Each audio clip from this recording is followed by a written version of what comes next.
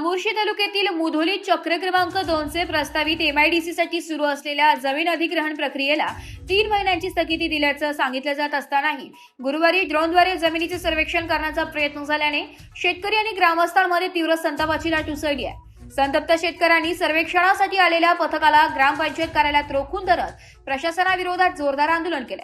गेल्या काही महिन्यांपासून मुधोली परिसरातील शेतकरी प्रस्तावित एमआयडीसी साठी होणाऱ्या जमीन अधिग्रहणाला तीव्र विरोध करत आहे।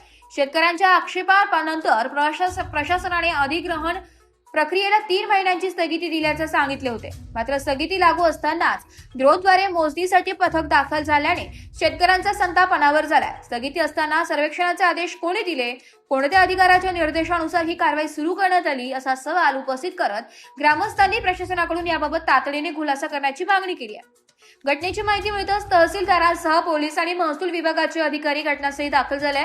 अधिकाऱ्यांनी शेतकऱ्यांशी चर्चा करून परिस्थिती शांत करण्याचा प्रयत्न केलाय।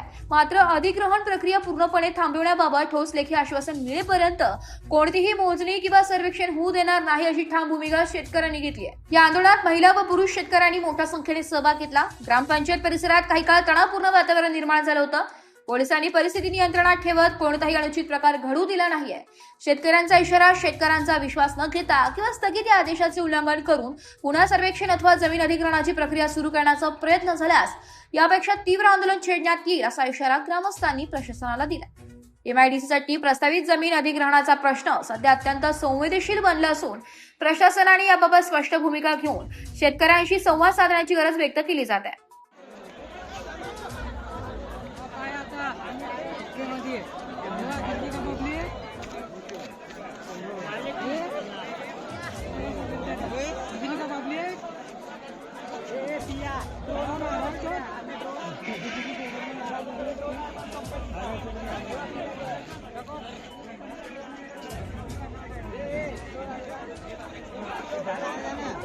जाना मात्र सुद्धा व्हिडिओ काढतील।